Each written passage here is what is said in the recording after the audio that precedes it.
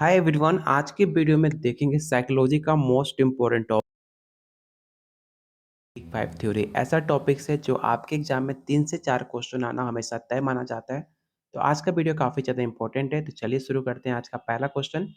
लेकिन उससे पहले अगर आप बीपीएससी तैयारी 4 स्टेट सेकंड फेज की तैयारी कर रहे हैं तो आपके सिलेबस में टोटल 15 यूनिट है। कंप्लीट आपको 150 मार्क्स का कंप्लीट नोट्स दिया जा रहा है, जिसमें आपको सिलेबस वाइज 2000 से ज़्यादा टॉपिक वाइज क्वेश्चन आंसर, साथ में एनसीईआरटी क्लास 11 क्लास 12 का चैप्टर वाइज क्वेश्चन आंसर, जो कि बीपीएससी सबसे ज़्यादा क्वेश्चन एनसीईआरटी से पूछता है, साथ में GK GS, math reasoning, arts of teaching, language paper, साथ में topic wise theory, all previous year question answer, और साथ में साइकोलॉजी का व्हाट्सएप ग्रुप जहाँ पे आपको unlimited test series plus group discussion आपको दिया जा रहा है। ये सब कुछ मिलेगा सिर्फ 500 में। लेने के लिए आपको सिर्फ इस नंबर पे व्हाट्सएप और कॉल करना है। साथ में आपको गाइड भी किया जाएगा कैसे एग्जाम की तैयारी करनी है, किस टॉपिक पे ज़्यादा फोकस करना है, कैसे मैंने खुद का पेपर क्वालिफाई किया, हर एक चीज़ आपको डिटेल में बताया जाएगा। तो चलिए शुरू करते हैं आज का पहला क्वेश्चन। ये जो आज का टॉपिक है वो आपके यूनिट 5 का टॉपिक है, जाकर आप चेकआउट भी कर सकते हो सिलेबस में। तो पहला क्वेश्चन है, सोशल कॉग्निटिव थ्योरी किस पर सबसे ज़्यादा जोर देता है? पहला ऑप्शन है केवल पर्यावरण पर, केवल आनुवंशिकता, ऑप्शन सी पारस्परिक निर्धारणवाद, या ऑप्शन नंबर डी जैविक कारक, या ऑप्शन नंबर ई उपरोक्त में से कोई नहीं।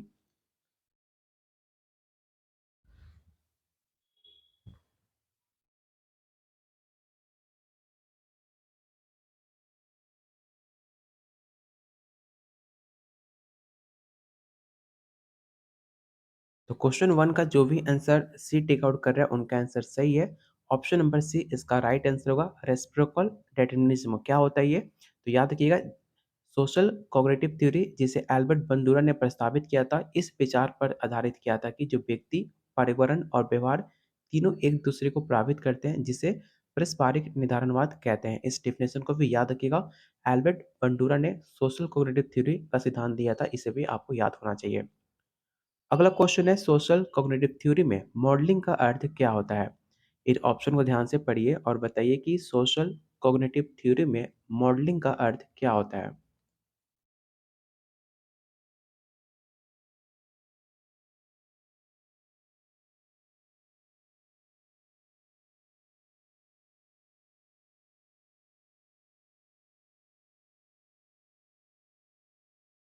तो क्वेश्चन टू का जो राइट आंसर होगा ऑप्शन नंबर ई होगा, उपरोक्त में से एक से अधिक।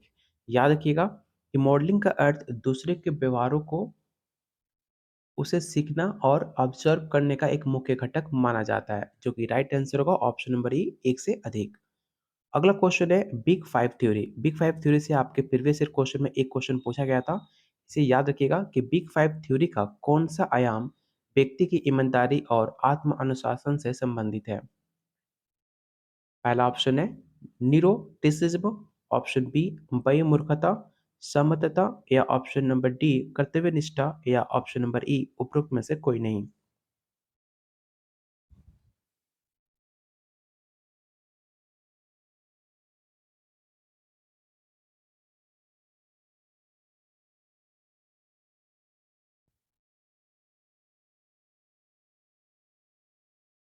तो क्वेश्चन थर्ड का जो राइट आंसर होगा ऑप्शन नंबर डी हो जाएगा, कर्तव्य निष्ठा।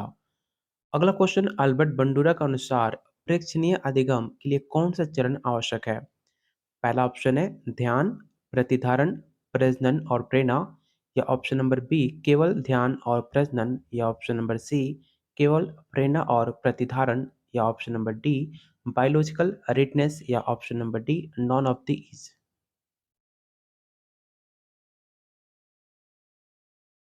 सबसे पहले आपको पता होना चाहिए कि बंडूरा के अनुसार जो आपका प्रेक्षणीय होता है वो 4 चरण में शामिल होता है। कौन-कौन सा? तो पहला attention, retention, reproduction and motivation. ये 4 पॉइंट आपको याद होना चाहिए, जो आपके एग्जाम में कई बार पूछा जा चुका है। तो क्वेश्चन नंबर 4 का जो राइट आंसर होगा ऑप्शन नंबर ए हो जाएगा। क्वेश्चन नंबर 5 आपको बताना है कि बिग 5 थ्योरी कौन सा आयाम सामाजिकता और उत्सव से संबंधित है? पहला ऑप्शन है बहिर्मुखता, समतता, न्यूरोटिसिज्म, या खुलापन, या एक से अधिक। इस क्वेश्चन को ध्यान से पढ़िएगा और इस क्वेश्चन को याद रखिएगा, क्योंकि सेम क्वेश्चन आपके बीपीएससी में पूछा जा चुका है।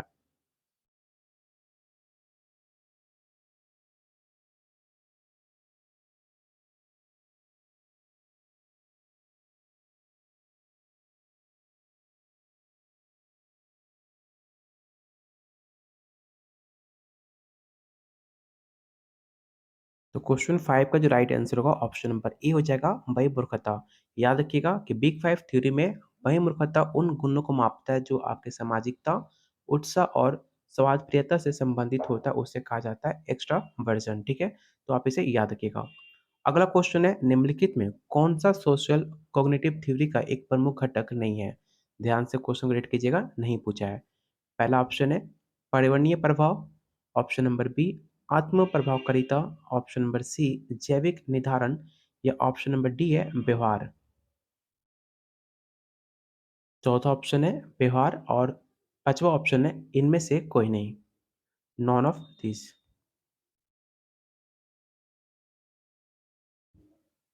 तो आपके पास 5 ऑप्शन हो गए, तो बताइए क्वेश्चन 6 का राइट आंसर क्या होगा?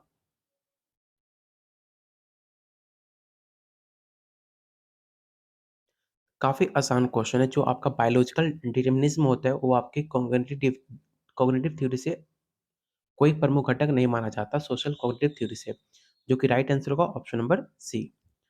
अगला क्वेश्चन आपको बताना है कि सेल्फ एब्सेंसी का अर्थ क्या होता है? इन ऑप्शन को रीड कीजिए और बताइए कि सेल्फ एब्सेंसी का अर्थ क्या होता है?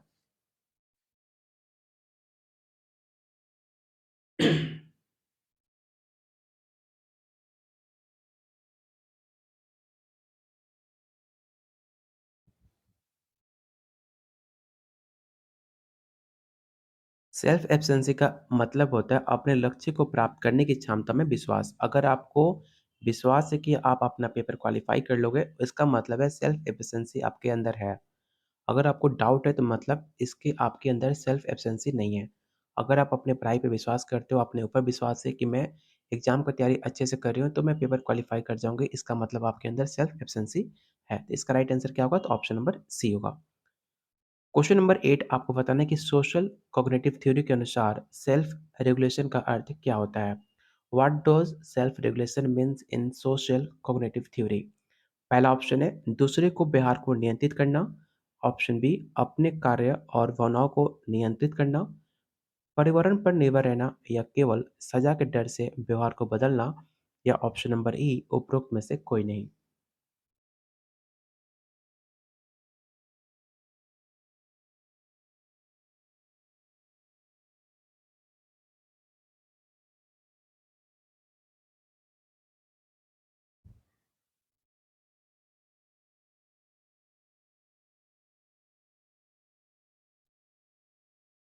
तो क्वेश्चन 8 का जो राइट आंसर होगा ऑप्शन नंबर बी होगा अपने कार्य और भावनाओं को नियंत्रित करना। जैसे कि सेल्फ रेगुलेशन का अर्थ होता है व्यक्ति अपने व्यवहार और भावनाओं को अपने लक्ष्य के अनुरूप नियंत्रित करता है और अपने आत्म अनुशासन का एक महत्वपूर्ण पहलू माना जाता है। जैसे कि आप अपने एग्जाम की तैयारी कर रहे हो, इसमें जो आपका डिस्ट्रैक्शन होता है काफ़ी ज़्यादा होता है। अगर आप अपने इमोशन, अपने बिहेवियर पे कंट्रोल नहीं करोगे तो आप उसे अपने पढ़ाई से आपका मन भटक जाएगा। इसलिए आपके ऊपर सेल्फ रेगुलेशन होना काफ़ी ज़्यादा ज़रूरत होता है। तो ऑप्शन नंबर बी इसका राइट आंसर होगा। क्वेश्चन नंबर 9 वीक 5 थ्योरी के अनुसार ऑपरेशन ओपनेस टू एक्सपीरियंस आयाम का कौन-सा गुण संबंधित है? ओपनेस टू एक्सपीरियंस, ठीक है? अगर आपने बिग 5 थ्योरी पढ़ा होगा, तो आपको पता होगा कि ओपनेस और टू एक्सपीरियंस क्या होता है। इन ऑप्शन को ध्यान से पढ़िए और बताइए क्वेश्चन 9 का राइट आंसर क्या होगा?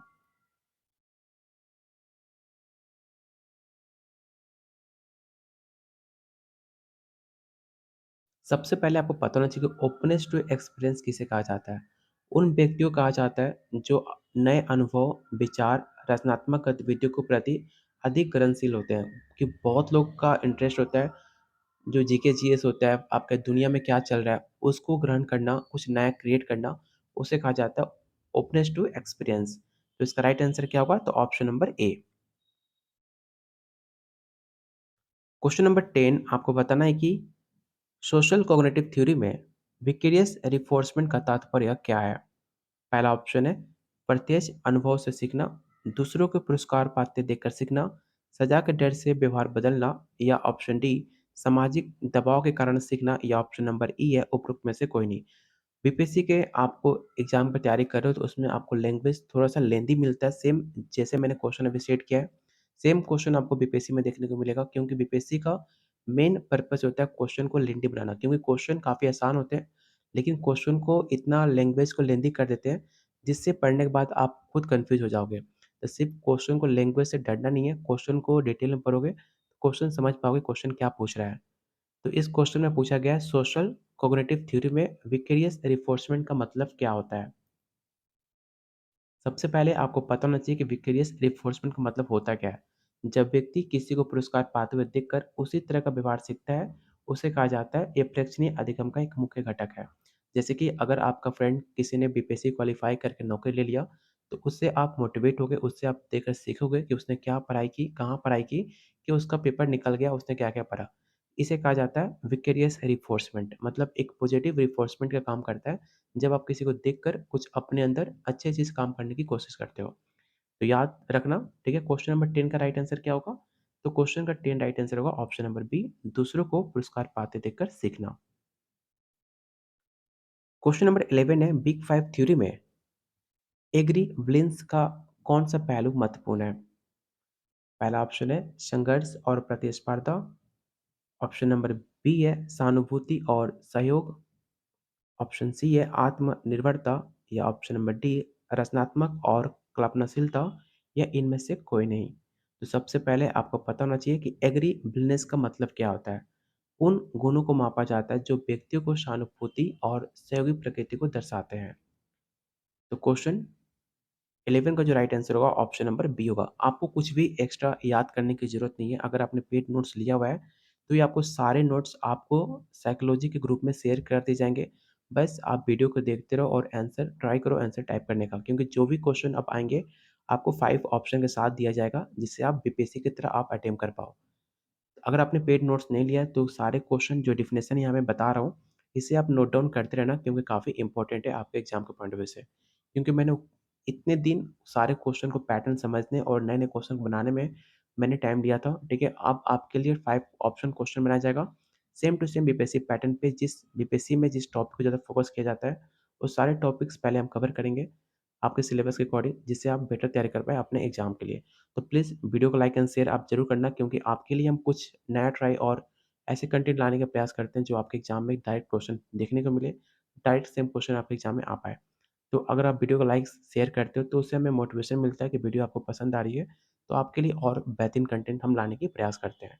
तो चलते हैं क्वेश्चन नंबर 13 पे सॉरी 12। क्वेश्चन को ध्यान से पढ़ना कि एल्बर्ट बंडूरा के अनुसार कौन-सा घटक सोशल कॉग्निटिव थ्योरी के ट्रायडिक रेसिप्रोकल डिटरमिनिज्म का हिस्सा नहीं है? ठीक है, आपसे नहीं पूछा गया है रेसिप्रोकल डिटरमिनिज्म का कौन-सा हिस्सा नहीं है। तो पहले ऑप्शन देख लो, पहला ऑप्शन है बिहेवियर, ऑप्शन बी है जैविक कारक, ऑप्शन सी है व्यक्तिगत कारक या option number D environmental factor या इनमें से कोई नहीं।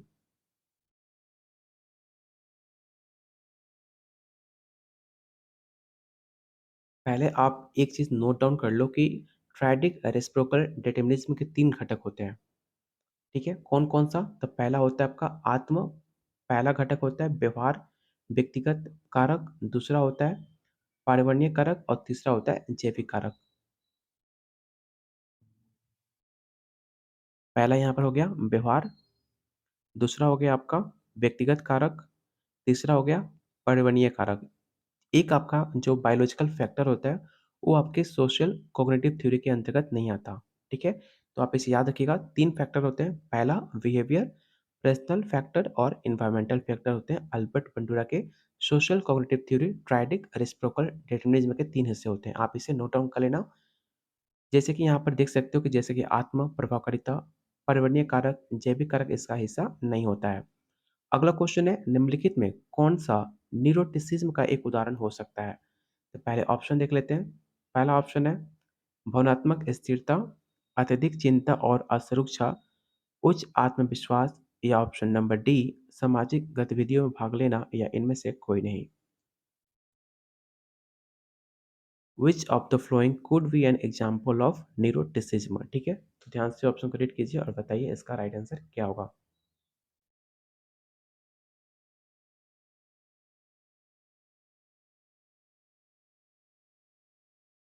तो क्वेश्चन 13 का जो राइट आंसर होगा ऑप्शन नंबर बी हो जाएगा अत्यधिक चिंता और असुरक्षा। अगला क्वेश्चन सोशल कॉग्निटिव थ्योरी के अनुसार सेल्फ एफिशिएंसी को प्रभावित करने वाले प्रमुख कारक कौन से हैं? तो मैंने आपको स्टार्टिंग में ही बताया था, काफ़ी आसान क्वेश्चन है, ध्यान से ऑप्शन को रीड कीजिए और बताइए कि सेल्फ एफिशिएंसी को प्रभावित करने वाले प्रमुख कारक कौन से हैं?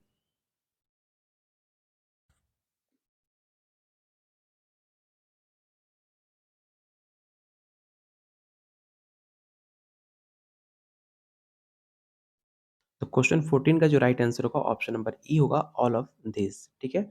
सेल्फ एफिशिएंसी के चार प्रमुख कारक प्रभावित करते हैं। पहला, व्यक्तिगत अनुभव, प्रेक्षणीय अनुभव, सामाजिक प्रोत्साहन और भावनात्मक स्थिति। आप इसका स्क्रीनशॉट ले सकते हो, काफ़ी इंपॉर्टेंट है। Question number 15, big five theory के अनुसार कॉन्स्टेंटियंस निम्नलिखित में कौन सा एक लक्षण है?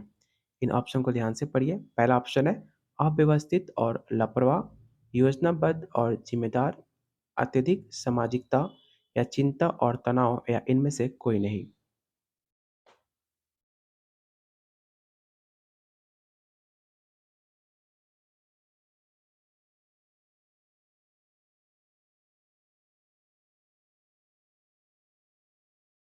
तो क्वेश्चन 15 का जो राइट आंसर होगा ऑप्शन नंबर बी हो जाएगा। अगला क्वेश्चन है, अल्बर्ट बंडूरा ने बेबी डॉल या बोबो डॉल एक्सपेरिमेंट का उपयोग किसके लिए किया है?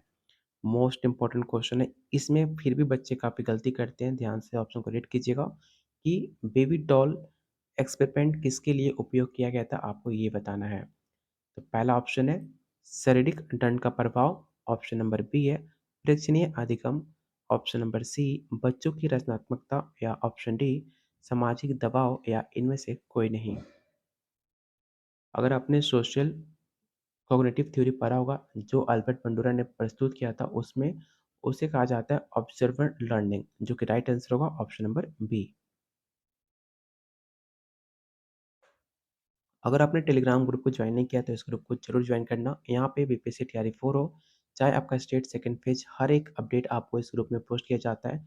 और आपका थर्सडे को एनसीईआरटी साइकोलॉजी का 4th चैप्टर का टेस्ट सीरीज स्टार्ट होने जा रहा है। अगर आप भी पार्टिसिपेट करना चाहते हो तो साइकोलॉजी का पेड ग्रुप जरूर ज्वाइन कर लेना, जिसमें अभी तक साइकोलॉजी का 7 टेस्ट सीरीज और जीके चीज़ का 8 टेस्ट सीरीज हो चुका है। और ये टेस्ट सीरीज और आपको नोट्स आपके एग्जाम तक मिलते रहेंगे। जो भी इंपॉर्टेंट क्वेश्चन होगा आपके एग्जाम तक शेयर किया जाएगा। जो भी यूट्यूब पे वीडियो आएगा वो सारा पीडीएफ आपको ग्रुप में शेयर कर दिया जाएगा। चलते हैं अगले क्वेश्चन पे। अगला क्वेश्चन है, बिग फाइव थ्योरी में एक्स्ट्रा वर्जन आयाम का कौन सा गुण सबसे अधिक जुड़ा हुआ है? पहला ऑप्शन है अकेले रहना पसंद करना, सामाजिक और ऊर्जा, कल्पनाशीलता और जिज्ञासा, चिंता और अस्थिरता या इनमें से कोई नहीं।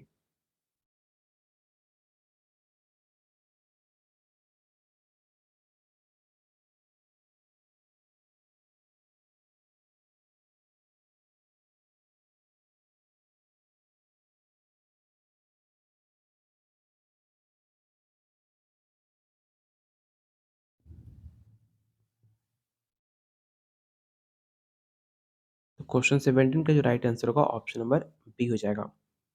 Question number 18, social cognitive theory के अनुसार सिद्धांत का मुख्य उद्देश्य क्या है? पहला ऑप्शन है दूसरों के व्यवहारों की नकल करना, अपने लक्ष्य स्वयं तय करना या ऑप्शन नंबर सी पर्यावरण को बदलना या ऑप्शन नंबर डी केवल व्यक्तिगत अनुभव पर निर्भर रहना और ऑप्शन नंबर ई उपरोक्त में से कोई नहीं। तो मैंने आपको स्टार्टिंग में बताया था कि सोशल कॉग्निटिव थ्योरी का सबसे ज़्यादा इम्पोर्टेंट जो मॉडलिंग का सिद्धांत है उसे कहा जाता है दूसरों की व्यवहार की नकल करना, जिसे आप अनुकरण कहते हो। या मॉडलिंग का अर्थ ही होता है किसी अन्य व्यक्ति के व्यवहार, उसका दृष्टिकोण, उसकी भावनाओं को देखकर उसे सीखना और अपनाना। डिपेंड करता है कि आप उसको लेकर क्या सीखते हो। आप उसे देखकर नेगेटिव चीज़ सीखते हो या पॉजिटिव चीज़ सीखते हो। इसको लेकर उनको काफ़ी ज़्यादा क्रिटिसाइज़ भी किया गया था बंडूरा को, क्योंकि उन्होंने पॉजिटिव नेगेटिव के बारे में बात नहीं की थी, बस उन्होंने बात की थी नकल करने की, उसे कॉपी करने की। चाहे आप कॉपी पॉजिटिव कर रहे हो चाहे नेगेटिव कर रहे हो, डिपेंड आप पे करता है, आपके व्यवहार पे करता है।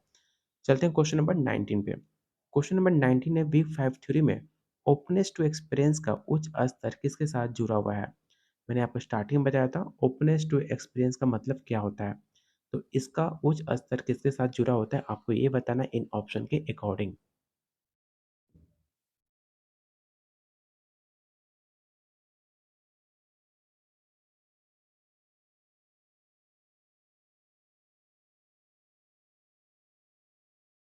तो क्वेश्चन 19 का राइट आंसर होगा ऑप्शन नंबर बी, नई चीज़ों को अपनाने की क्षमता। अगला क्वेश्चन है, सोशल कॉग्निटिव थ्योरी में रेसिप्रोकल डिटरमिनिज्म के सिद्धांत के अनुसार निम्न में कौन सा कथन सही है? मतलब आपको राइट स्टेटमेंट बताना है सोशल कॉग्निटिव थ्योरी में रेसिप्रोकल डिटरमिनिज्म के बारे में। चलिए पहले ऑप्शन देख लेते हैं, इन ऑप्शन को ध्यान से पढ़िए और मुझे बताइए कि इनमें कौन सा आपको स्टेटमेंट गलत लग रहा है। रेसिप्रोकल डिटरमिनिज्म प्रिंसिपल इन सोशल कॉग्निटिव थ्योरी के अंदर।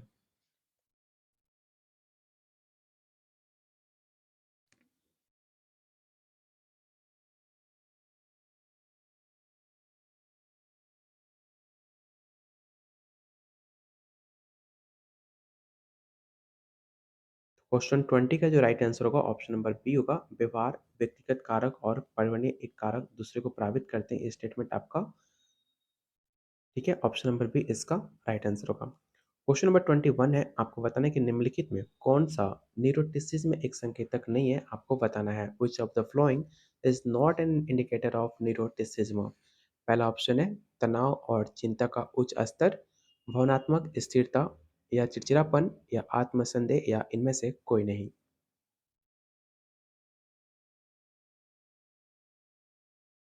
सबसे पहले अब मैंने आपको जस्ट बताया था न्यूरोटिसिज्म। न्यूरोटिसिज्म उन व्यक्तियों में पाया जाता है जिनमें भावनात्मक स्थिरता की कमी होती है। भावनात्मक स्थिरता इससे जस्ट विपरीत का प्रभाव पड़ता है, जो कि राइट आंसर होगा option number B, emotional stability. Question number 22, social cognitive theory में सेल्फ एफिशिएंसी को बढ़ाने का सबसे इफेक्टिव तरीका क्या है? अगर आपके अंदर सेल्फ एफिशिएंसी बढ़ाना है तो आप कैसे बढ़ा सकते हो, आपको ये बताना है। तो सबसे अच्छा तरीका है, अगर आपके अंदर सेल्फ एफिशिएंसी को इंक्रीज़ करना है, तो व्यक्तिगत सफलता के अनुभव। अगर किसी भी व्यक्ति का सफल जो इंसान हुआ है, उससे अगर आप उससे बात करते हो, उसकी क्षमताओं पर विश्वास रखते हो, उससे कुछ टिप्स लेते हो, तो सबसे अच्छा माना जाता है आपको पर्सनल मैस्टरी एक्सपीरियंस, जो कि राइट आंसर होगा option number B. Question number 23, big 5 theory में कॉन्स्टेंटियस आयाम में निम्नलिखित में कौन सा गुण शामिल है? पहला ऑप्शन है अव्यवस्थित रहना, ऑप्शन नंबर बी है समय की पाबंदी और अनुशासन, ऑप्शन नंबर सी अत्यधिक सामाजिकता या ऑप्शन नंबर डी कल्पनाशीलता या उपरोक्त में से कोई नहीं।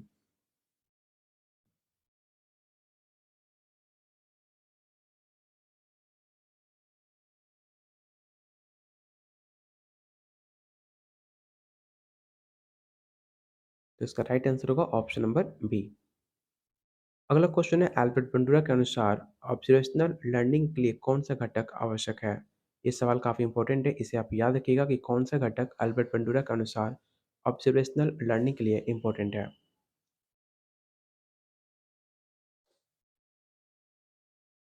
तो मैंने आपको स्टार्टिंग क्वेश्चन बताया था कि अल्बर्ट बंडूरा लर्निंग के अनुसार आपका attention, retention, motor reproduction and motivation, ये 4 चीज़ आपके आपके ऑब्जर्वेशन के लिए काफ़ी इंपॉर्टेंट होता है। आप इसे याद रखिएगा।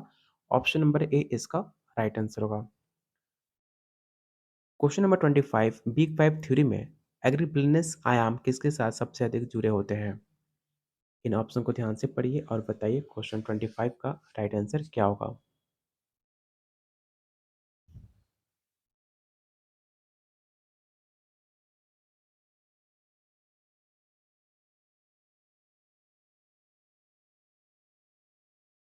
तो इसका राइट आंसर होगा सहयोग और सहानुभूति। अगला क्वेश्चन आपका रिपीट है। मैंने आपको स्टार्टिंग बताया था कि विकेरियस रिइंफोर्समेंट का मतलब क्या होता है? जब आप दूसरे को पुरस्कार पाते देखते हो या फिर दूसरे की एग्ज़ाम क्वालीफाई होते देखते हो, तो आप उनसे कुछ सीखते हो कि कैसे उन्होंने क्वालीफाई किया, कैसे उनको अवार्ड मिला, उसे कहा जाता है विकेरियस रिइंफोर्समेंट, जो कि राइट आंसर होगा option number B. Question number 27, निम्नलिखित में कौन-सा बिग 5 पर्सनैलिटी ट्रेट्स का हिस्सा नहीं है? तो इन ऑप्शन को ध्यान से पढ़िएगा और इस क्वेश्चन को याद रखिएगा कि कौन निम्नलिखित में बिग 5 पर्सनैलिटी ट्रेट्स का हिस्सा नहीं है?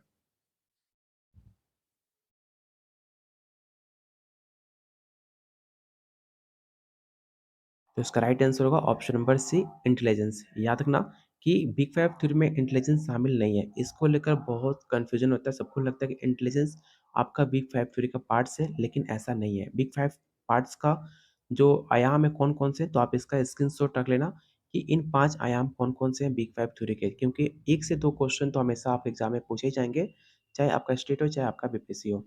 इसलिए आप इसका स्क्रीनशॉट ज़रूर रख लेना। क्वेश्चन नंबर 28 है, बंडुरा के अनुसार सेल्फ रेगुलेशन की प्रक्रिया में कौन-सा घटक शामिल नहीं है?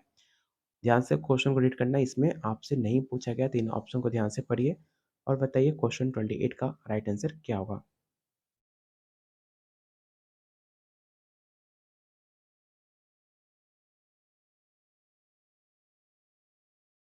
तो इसका राइट आंसर होगा ऑप्शन नंबर डी, आनुवांशिक प्रभाव। अगला क्वेश्चन है, बिग फाइव थ्योरी में न्यूरोटिसिज्म का निम्न में कौन सा प्रभाव हो सकता है? पहला ऑप्शन आत्मविश्वास में वृद्धि, तनाव और चिंता का उच्च स्तर, सामाजिक में विधिक वृद्धि या बेहतर अनुशासन या इनमें से कोई नहीं।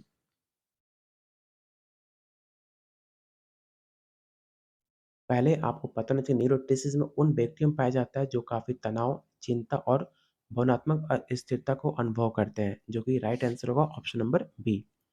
और आज का लास्ट और मोस्ट इम्पोर्टेंट क्वेश्चन आपको बताना है कि सोशल कॉग्निटिव थ्योरी के अनुसार ट्रायडिक रेस्प्रोसिबिलिटी किसके बीच संबंध को समझता है?